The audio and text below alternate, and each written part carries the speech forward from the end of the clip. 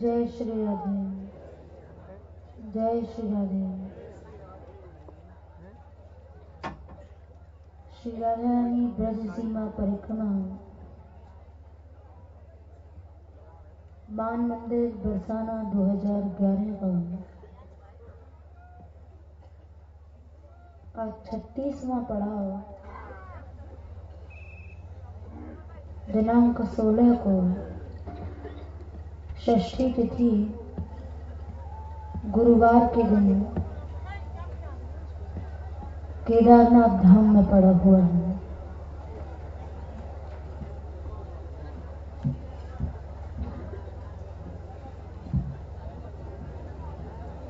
आदि बद्री से आज सुबह हम लोग चले।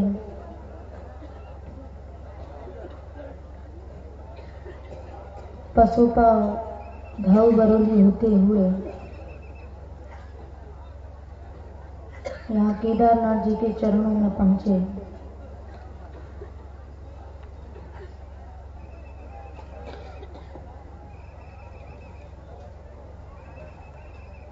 ब्रज में यहाँ की रज को पाने के लिए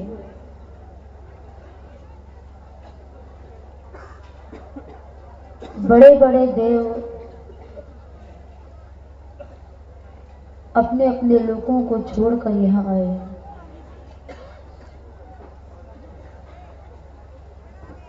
भगवान शिव ने ब्रज रज और ब्रजरस की प्राप्ति के लिए कैलाश पर्वत को छोड़ दिया और यहाँ आकर निवास किया।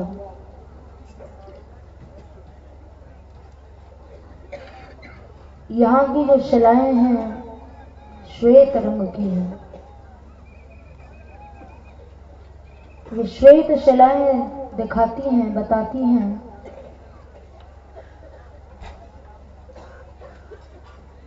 कि यही वो कैलाश धाम है जहां का ये श्वेत वर्ण का बर्फीला स्थान है। ठाकुर जी के लीला रस की प्राप्ति के लिए भगवान शिव के ब्रज में भी जगह जगह वास स्थान है। जैसे नंदगांव में नंदीश्वर जी हैं, गोवर्धन में चक्रेश्वर जी हैं, बरसाना में ब्रजेश्वर हैं, वृंदावन में गोपेश्वर हैं, मथुरा में भूतेश्वर हैं। तो जगह जगह आकर भगवान शिव क्यों रहे, इस प्रश्न का उत्तर ब्रह्म वैवर्त में मिलता है।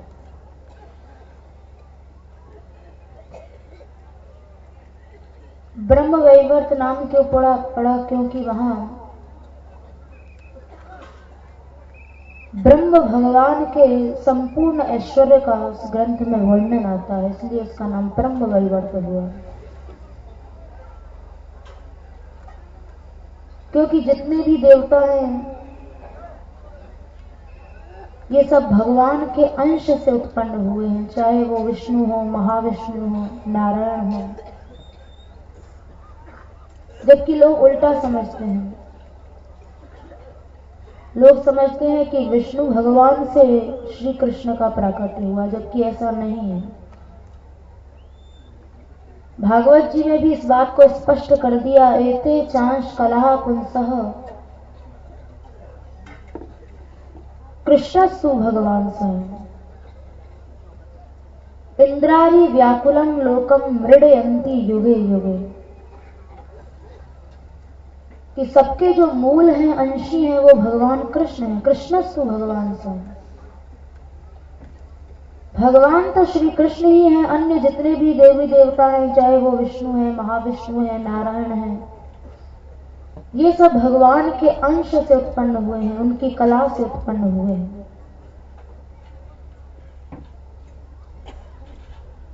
उन श्री कृष्ण का जो संपूर्ण देवताओं के अंशी हैं, जिनको भगवान कहा जाता है, उनके ऐश्वर्य का वर्णन ब्रह्म वैवर्त में मिलता है। श्री कृष्ण के वाम भाग से भगवान शिव का प्राकट्य हुआ है। एक बार ठाकुर जी बैठे हुए थे तो उनके वाम पार्श्व से भगवान शिव का प्राकट्य हुआ, ब्रह्मा जी का भी प्राकट्य हुआ, महाविष्णु भी उत्पन्न हुए। लेकिन जब भगवान शिव का प्राकट्य हुआ तो जब भगवान शिव ने श्री ठाकुर जी के रूप को देखा, उनका दर्शन किया, तो उस रूप को देखकर, उस सौंदर्य को देखकर वे मूर्छित हो गए थे। उनके 5 मुख थे उस समय, दिगंबर थे, मस्तक पर जटाएं थी, हर मुख पर बड़ी सुंदर मुस्कुराहट दिखाई दे रही थी, सभी मुख पर बड़ी प्रसन्नता झलक रही थी। हाथ में त्रिशूल था। महादेव जी हाथ जोड़कर प्रभु की स्तुति करने लगे और जिस समय उन्होंने भगवान की स्तुति की तो उनका हृदय गदगद हो गया। नेत्रों से प्रेमाश्रुओं की धारा बह निकली। वहां स्तुति की, जय स्वरूपम जयदम जयेशम जय कारणम। भगवान का जो स्वरूप है वो जय स्वरूप है। जहां भगवान रहते हैं वहां विजय ही होती है। गीता जी में भी अंत में कहा, यत्र योगेश्वरः कृष्णो यत्र पार्थो धनुर्धरः तत्र श्रीर विजयो भूतिर ध्रुवा नीतिर्मतिर्मम। वही बात यहाँ ब्रह्म वैवर्त में भी कही भगवान शिव ने ठाकुर जी की स्तुति करते हुए कि जय स्वरूपम। भगवान का जो स्वरूप है वो जय स्वरूप है। जयदम, भगवान की जो शरण ग्रहण कर लेता है उसको वो विजय दिलाते हैं। जयेशम, विजय के ईश हैं, और जय कारणम, जय के कारण है। प्रवृदं जय दानाम च वंदे तम अपराजितम विश्वम विश्ववरेशम च विश्वेश्वम विश्व कारणम विश्वाधारम च विश्वस्तम विश्व कारण कारणम विश्व रक्षा कारणम विश्वघ्नम विश्वजम परम फल बीजम फलाधारम फलम च तत्फलप्रदम तेजस स्वरूपम तेजोदम सर्व तेजस्वी नाम वरम। इस तरह से बड़ी लंबी भगवान शिव ने ठाकुर जी की स्तुति की। जब स्तुति की तो प्रभु महादेव जी की इस स्तुति को सुनकर बड़े प्रसन्न हुए। उसके बाद बाएं भाग से जब शिव जी का प्रादुर्भाव हो गया तो ब्रह्मा जी प्रकट हुए, महाविष्णु प्रकट हुए। इसके बाद भगवान की बुद्धि से दुर्गति नाशिनी ईश्वरी दुर्गा का जन्म हुआ। उनके मन से श्री लक्ष्मी जी का प्रादुर्भाव हुआ। अनेकों देवता प्रकट हुए। उन देवताओं को भगवान ने वहां महाशक्तियां दी। जैसे महाविष्णु को लक्ष्मी जी दी, ब्रह्मा जी को सावित्री दी, धर्म को मूर्ति दी, कामदेव को रति दी। उसके बाद भगवान शिव का नंबर आया। उनको बुलाकर भगवान श्री कृष्ण ने कहा, हे शंभो, मैं तुम्हें दुर्गति नाशिनी दुर्गा को दे रहा हूं, इन महाशक्ति को तुम स्वीकार कर। जब प्रभु महादेव जी को दुर्गा जी देने लगे तो भगवान ने मना कर दिया। बोले, प्रभु मुझे ये प्रकृति नहीं चाहिए। मैं तो केवल एक ही इच्छा रखता हूं कि मेरे 500 मुखों से हमेशा आपका नाम संकीर्तन होता रहे, मेरा मन केवल आप में लगा रहे। जब ये याचना की तो ठाकुर जी हंस गए। बोले, शंभो मैं जानता हूं तुम्हारे लिए मेरी भक्ति ही सर्वश्रेष्ठ है, लेकिन ये दुर्गा जो है ये बड़ी सती स्त्री है, तुम इसे स्वीकार करो। क्योंकि सती स्त्री पति का पालन करती है। जैसे एक माँ अपने बच्चे का पालन पोषण करती है, वैसे ही सती स्त्री भोग से ऊपर उठकर अपने पति का पालन करती है, उसकी धर्म में सहायता देती है, उसके तेज की वृद्धि करती है, उसकी भक्ति को बढ़ाती है। तो तुम इसका तिरस्कार मत करो, इसे स्वीकार करो। लेकिन भगवान शिव मना करते रहे, बोले प्रभु मुझे एकमात्र आपकी भक्ति चाहिए और मेरे मन में अन्य दूसरी कोई इच्छा नहीं है। तो भगवान ने वहां हंसकर शिव जी को कहा कि तुम चिंता मत करो, मैं जानता हूं ना तुम 6 प्रकार की मुक्ति चाहते हो, ना 18 प्रकार की सिद्धियां चाहते हो, ना तुम्हें कोई इंद्र पद की इच्छा है, ना ब्रह्म पद की इच्छा है, और यहां तक कि तुम्हें परम पद की भी इच्छा नहीं है। तुम्हारी इस भक्ति से प्रसन्न होकर मैं तुम्हें वरदान दे रहा हूं कि 100 करोड़ कल्प तक तुम मेरा भजन करोगे, उसके बाद समय आने पर अपने आप भगवती दुर्गा को स्वीकार करोगे। भगवान ने जब शिव जी को यह आदेश दिया तो उनकी आज्ञा अनुसार, उनके आदेशानुसार शिव जी ने दुर्गा जी को स्वीकार किया। दुर्गा जी से भी भगवान ने कहा कि हे दुर्गे, जब तक भगवान शिव तुम्हें स्वीकार नहीं करते हैं तब तक तुम मेरे पास गोलोक में रहो, उसके बाद समय आने पर ये अपने आप तुम्हें स्वीकार कर लेंगे और फिर तुम दोनों अखंड मेरा भजन करोगे। क्योंकि जैसे नारद जी ने ब्रह्मा जी की बात नहीं मानी, जब ब्रह्मा जी ने उनको विवाह करने के लिए कहा, सृष्टि बढ़ाने के लिए कहा, तो उन्होंने स्पष्ट रूप से मना कर दिया कि मैं इस प्रपंच में फंसना नहीं चाहता हूं, मैं एकमात्र कृष्ण भक्ति को अपनाऊंगा। ब्रह्मा जी ने शाप दे दिया, जाओ गंधर्व बन जाओ, भोगी बन जाओ, शूद्र बन जाओ, लेकिन नारद जी ने अपना निर्णय नहीं बदला। वो अपने उनका जो अटल निर्णय था उस पर अड़े रहे। नारद जी ने स्पष्ट कह दिया था कि आप भले ही मुझे शाप से भोगी बना दो, कामी बना दो, लेकिन मैं अपनी ओर से कभी भी भोग और विवाह को स्वीकार नहीं करूंगा। क्योंकि सकिम गुरु, वह गुरु कैसा गुरु है जो भगवत मार्ग की ओर उन्मुख न करके जीव को संसार की ओर बढ़ाता है, संसार में भेजता है, वो गुरु गुरु नहीं है। उस गुरु को तो उसी समय छोड़ दे जाना चाहिए। जीव गोस्वामी जी ने कहा, वैष्णव द्वेषी गुरु रपि त्याज्य, ऐसे गुरु को छोड़ देने में भी कोई हानि नहीं है। तो जब नारद जी ने, ब्रह्मा जी ने नारद जी को बार बार विवाह करने के लिए कहा और ब्रह्मा जी की बात जब नारद जी ने नहीं मानी तो उन्होंने शाप दे दिया।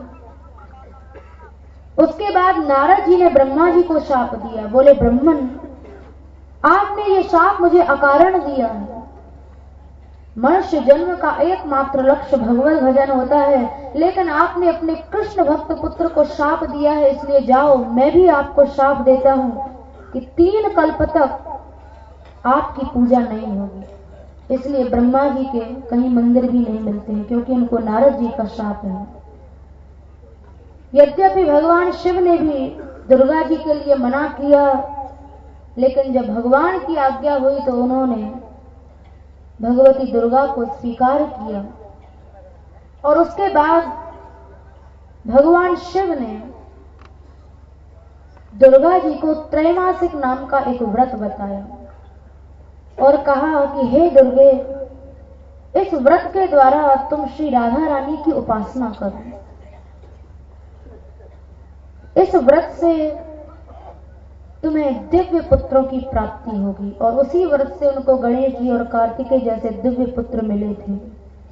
ये व्रत सबसे पहले नारायण भगवान ने देवर्षि नारद जी को सुनाया था। वैशाख के महीने में इस व्रत को प्रारंभ करना चाहिए और जो इसका नियम है, सबसे पहले इस व्रत के अनेकों विधि विधान बताए हैं, लेकिन उसके पूर्व सबसे पहले ठाकुर जी श्री जी की राधा माधव की उपासना करनी चाहिए। और साम वेद में जैसा युगल सरकार के रूप का वर्णन हुआ है, उस स्वरूप को नित्य श्रवण करना चाहिए। सामवेद के अनुसार जब भगवान शिव ने भगवती दुर्गा को वो स्वरूप का वर्णन किया उनके आगे, तो ध्याये तदा राधिकां च ध्यानम माध्यम दिने ऋतम राधाम रासेश्वरीम रम्याम रासोल्लास रसोत्सुकम। महादेव जी बोले, हे दुर्गा, तुम श्री राधा रानी का ध्यान करो। कैसा स्वरूप है, उनके बड़े बड़े नेत्र जो कमल की भी शोभा को तिरस्कृत करने वाले हैं। वे राधा रानी जो महाराष्ट्र की अधिष्ठात्री देवी है, उन राधा रानी का ध्यान करो। रास मंडल मध्यस्थान राधाधिष्ठात्री देवताम रासेश्वक्षलस्थाम रसिकाम रसिका प्रियम।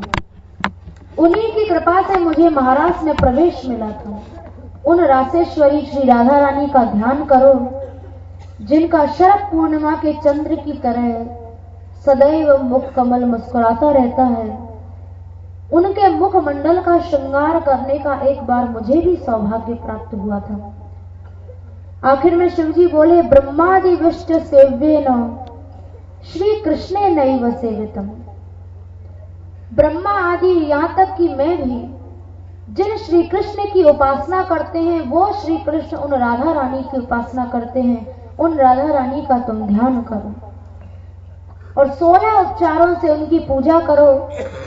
108 दिव्य कमल प्रतिदिन राधा रानी को चढ़ाओ और प्रातः काल प्रतिदिन कृष्णाय स्वाहा इस मंत्र को बोलकर आहुति दो।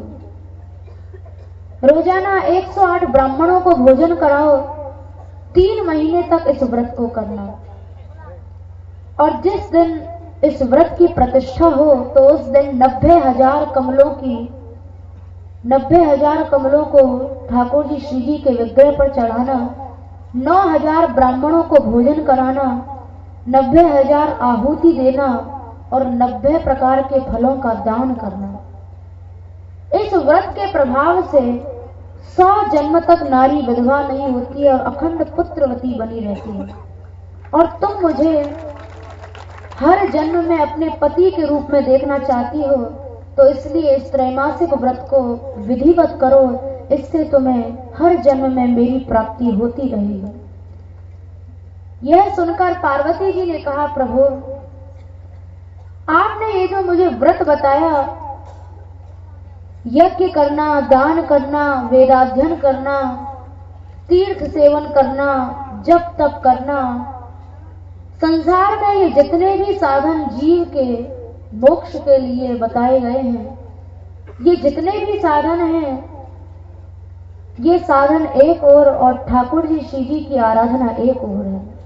जितने भी साधन हैं, ये श्री जी की आराधना के 16वें अंश के बराबर भी नहीं है। तब पार्वती जी ने भगवान शिव की आज्ञा से श्री जी ठाकुर जी की उपासना की। भगवान शिव ने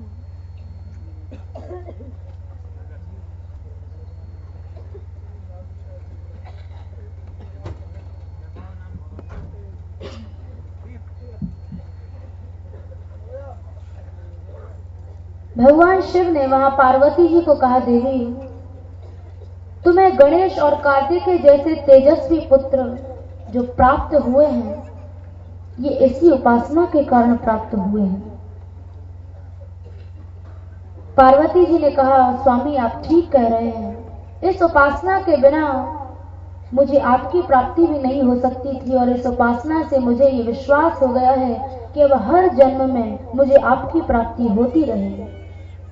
पार्वती जी की बात सुनकर भगवान शिव बड़े प्रसन्न हुए और बोले, हे देवी, तुम तो महालक्ष्मी स्वरूपा हो।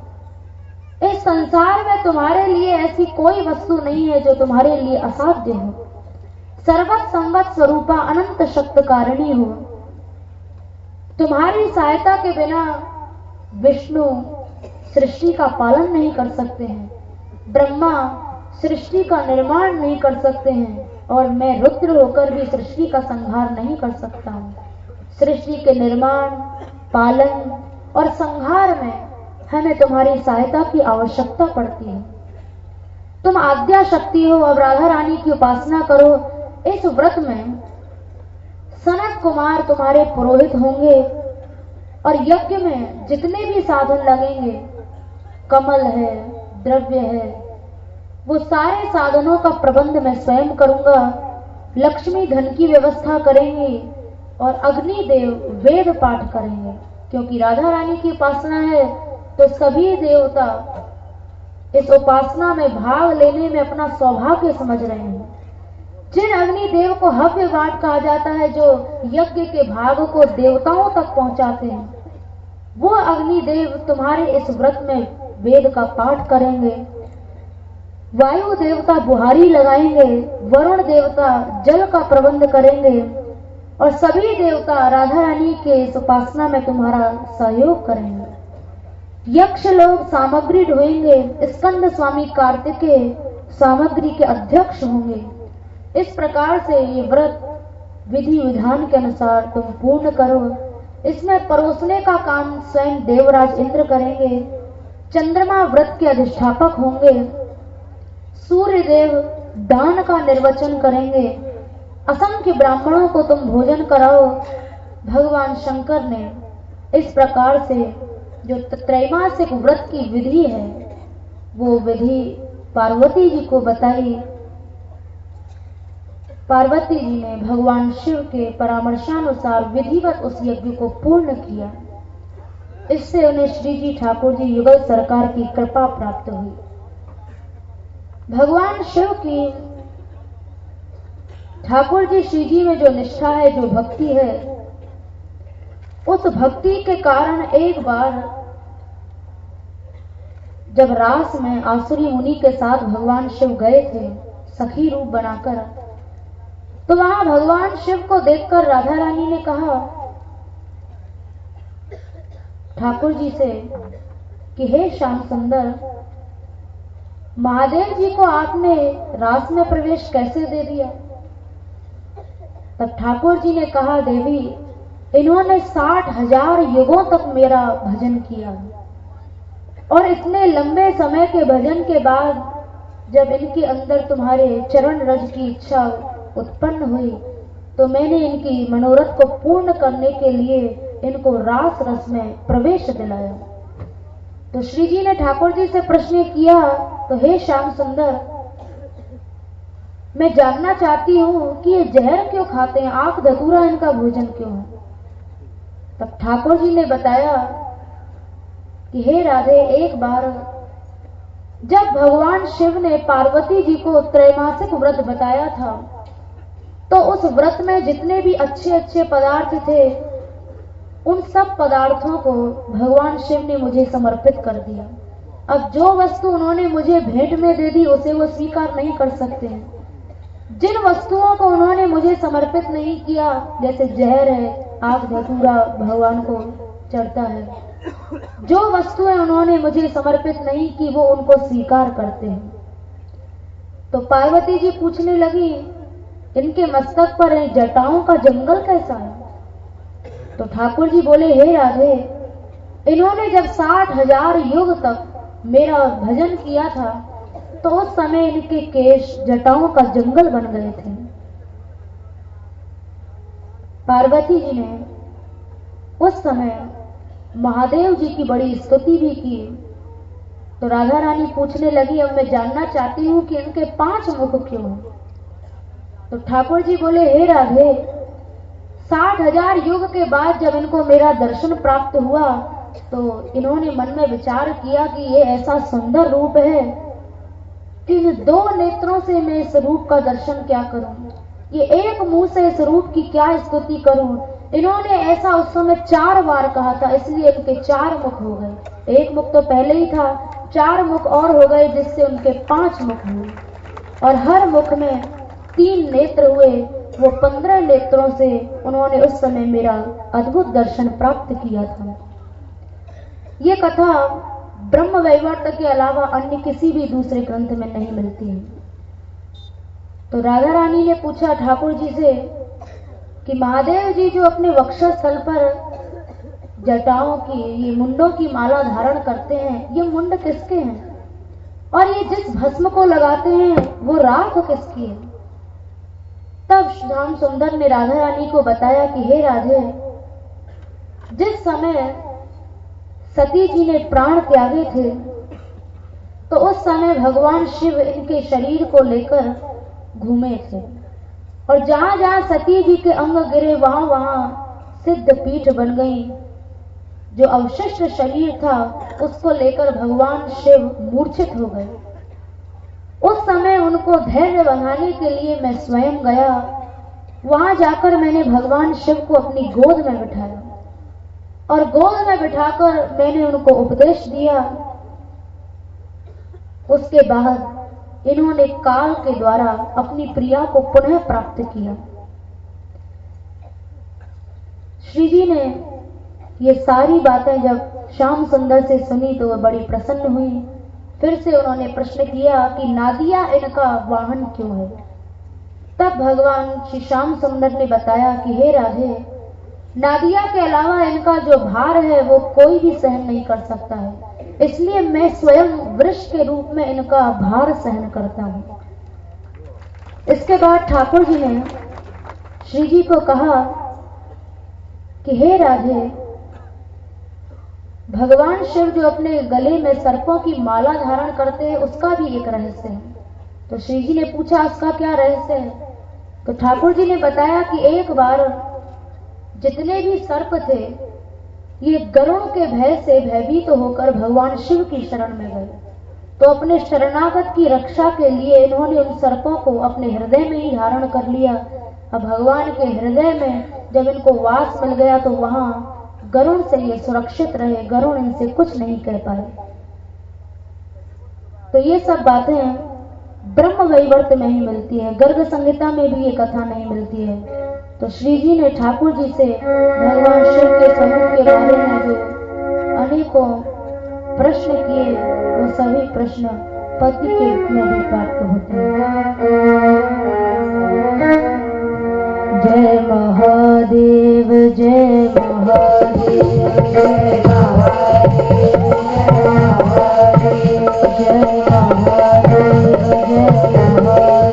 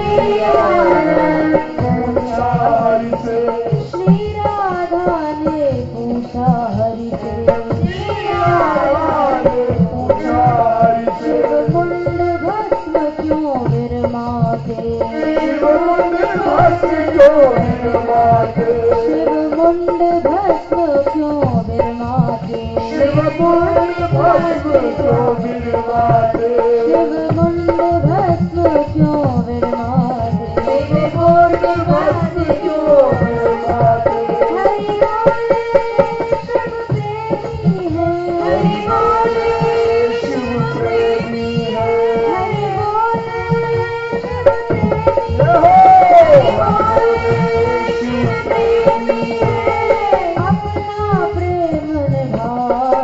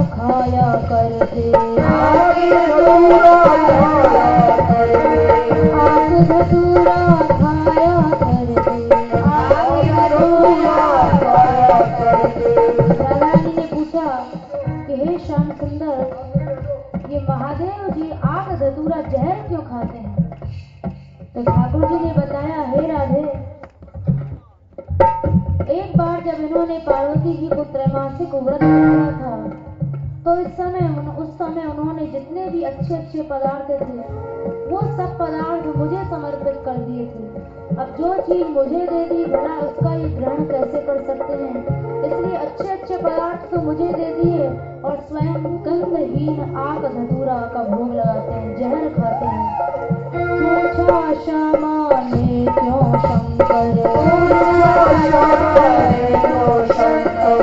आग धतूरा खाया करके, हरि बोले सब मधुर मुझे दे, हरि बोले सब मधुर मुझे दे, हरि बोले सब मधुर मुझे दे, हरि बोले सब मधुर मुझे दे, आग धतूरा खाया करके, आग धतूरा खाया करके,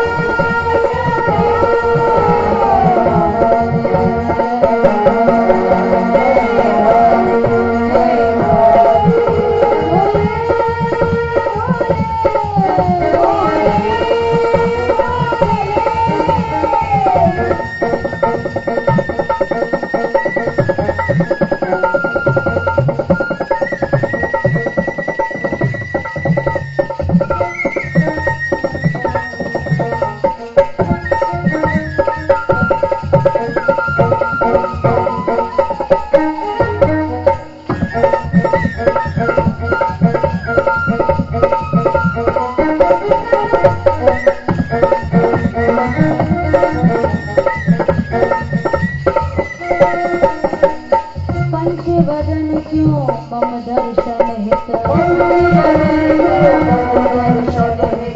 श्री जी ने पूछा इनके 5 मुख क्यों हैं, तो ठाकुर जी बोले मम दर्शन हित, मेरे दर्शन के लिए जब इन्होंने इच्छा की कि 2 नेत्रों से और 1 मुख से मैं आपकी स्तुति नहीं कर सकता हूँ, आपके दर्शनों से तृप्त नहीं हो सकता हूँ, तब ठाकुर जी ने ही उनको 5 मुख दिए, और वो 5 मुख शिव जी के ठाकुर जी के दर्शन के लिए हुए। पंचमुख दर्शन मम रक्षित, पंचवदन क्यों मम दर्शन हित, 1000 वर्ष हर तप कर, 60,000 वर्ष हर तप कर,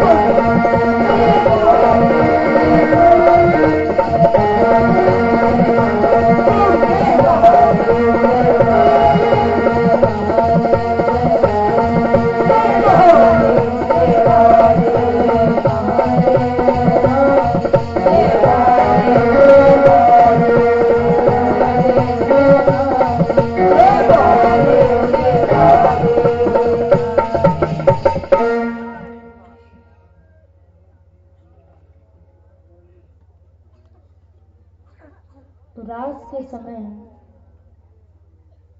जब भगवान शिव ठाकुर जी श्री जी के दर्शन के लिए गए,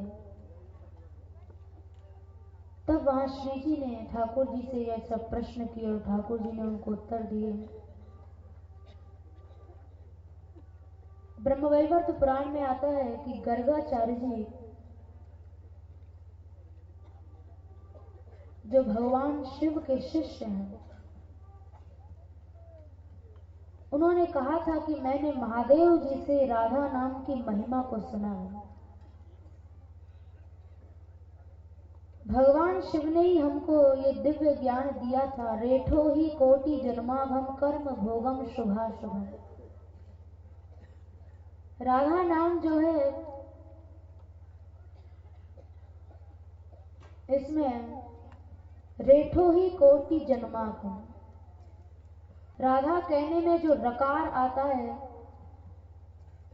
रा भी मत कहो, केवल रा कहने मात्र से कोटि जन्माघम, करोड़ों करोड़ों जन्मों के पाप केवल र कहने मात्र से नष्ट हो जाते हैं। ये भगवान केदारनाथ के उपदेश की अमृत लहरी है। और रा में जो आकार है, आकारं गर्भवासं च मृत्युं च रोगमुत्सृज्य। र की जगह यदि रा कह दिया तो उसी समय गर्भवासं च मृत्युं च, गर्भवास और मृत्यु का कष्ट भी टल जाएगा। यानी रा जिसने कह दिया वो फिर कभी माता के गर्भ में आ ही नहीं सकता है। ये शिक्षा गर्गाचार्य जी को स्वयं केदारनाथ भगवान ने दी है, महादेव जी ने दी। धकारा आयुषो हानि आकारो भवबंधनम श्रवण स्मरोरुक्ति रम्य प्रणश्यति न संशय। धा कहने से मनुष्य की जो प्रतिक्षण आयु क्षीण हो रही है, आयु नष्ट हो रही है, वो आयु नष्ट नहीं होती है, वहीं रुक जाती है। और धा में जो आकार है, वो आकार कहने से आकारो भव बंधनम, उसी समय मनुष्य के जितने भी भव बंधन हैं वो भव बंधन मिट जाते हैं। रसिकों ने भी इस बात को अपनी वाणी में कहा, आधो नाम तारी है श्री राधा, राके कहे रोग सब मिटी है, धाके कहे मिटे भव बाधा। तो वही बात ब्रह्मवैवर्त जी ने कहा कि आकारो भाव बंधन, जो धा में आकार है वो धा कहने मात्र से सारा भव बंधन को नष्ट कर देता है। और राधा नाम की वहां इतनी महिमा लिखी है, रोग शोक मृत्यु यमा विपंते नात्र संशय।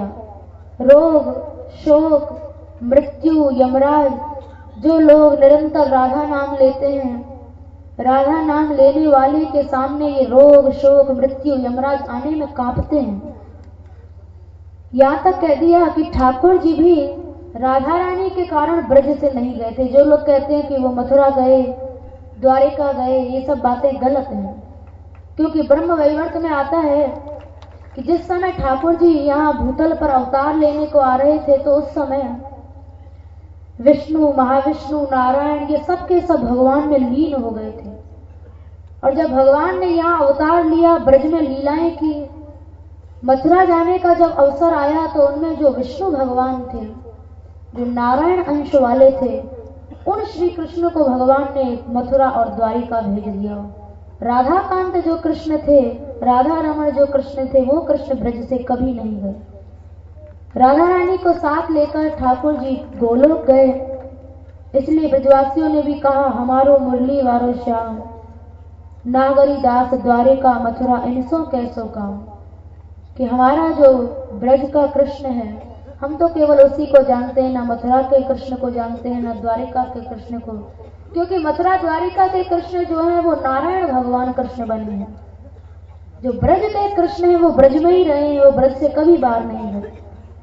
राधा नाम जो लेता है उसके लिए यहाँ तक कहा, चक्रम चक्री शूल मादाय शूली, पाशम पाशी वज्र मादाय वज्री, धावन चक्रे पृष्ठतो भार्यतश्च, राधा राधा वादिनो रक्षणाय। जो लोग राधा नाम लेते हैं, चक्रम चक्री, भगवान विष्णु चक्र लेकर उसके पीछे दौड़ते हैं कि कहीं मेरे इस राधा नाम लेने वाले भक्त का, इसको कोई कष्ट ना पहुंचा सके। इंद्र वज्र लेकर दौड़ते हैं, भगवान शिव त्रिशूल लेकर दौड़ते हैं, यमराज अपना पाश लेकर दौड़ते हैं कि इस भक्त को कुछ नहीं हो जाए जो निरंतर राधा नाम ले रहा है। महादेव जी ने गोपाल सहस्त्र नाम में और विस्तार से राधा नाम की महिमा कही। उसके अलावा भी जो राधा कृपा कटाक्ष स्तोत्र है, ये स्तोत्र कोई साधारण नहीं है।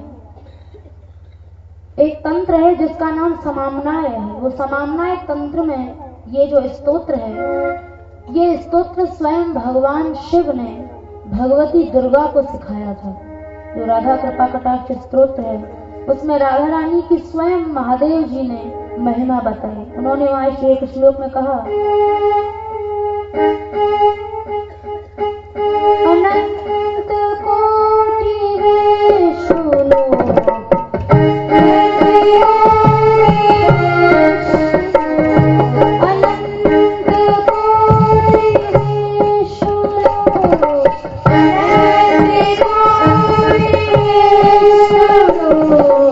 अनंत कोटि विष्णु लोग, अनंत कोटि जो विष्णु लोग हैं, वैकुंठ धाम है, कोई श्वेत द्वीप है, कोई श्वेत वैकुंठ है, कोई रमा वैकुंठ है, कोई महावैकुंठ है। ये कोटि कोटि वैकुंठ धाम है।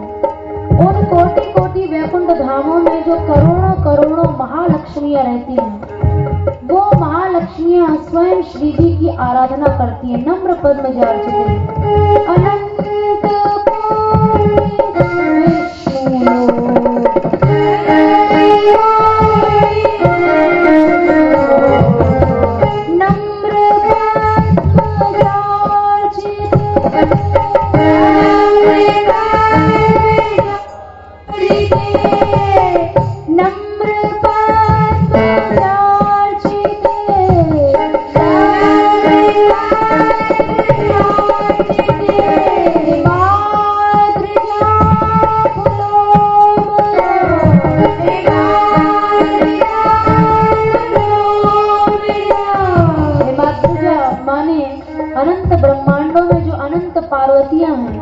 पुलोमजा माने अनंत इंद्राणियां और विरंचजा माने अनंत सरस्वतियां, ये सब की सब महाशक्तियां राधा रानी की उपासना करती हैं, राधा रानी के चरणों की पूजा करती हैं। हिमाद्रिजा पुलोमजा, हिमाद्रिजा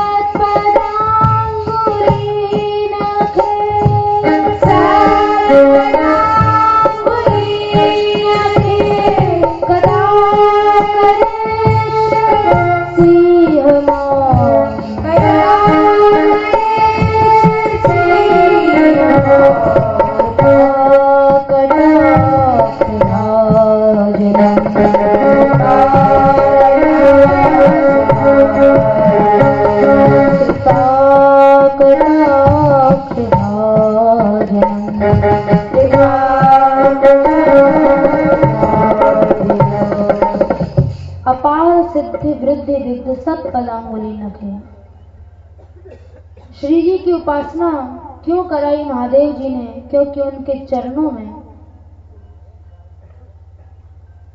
सुख है, समृद्धि है, और वो समृद्धियों की कोई सीमा नहीं, अनंत समृद्धि है। तो पार्वती जी ने भगवान शिव के कहने पर त्रैमासिक व्रत के द्वारा राधा रानी की उपासना की। श्री जी की उपासना के बारे में महादेव जी का जो दृष्टिकोण था, केदारनाथ भगवान का जो दृष्टिकोण था, वो आप लोगों ने सुना। उस त्रैमासिक व्रत के प्रभाव से उनको, पार्वती जी को अनंत समृद्धि की प्राप्ति हुई और गणेश की और स्कंद स्वामी कार्तिकेय जैसे दिव्य पुत्रों की प्राप्ति हुई।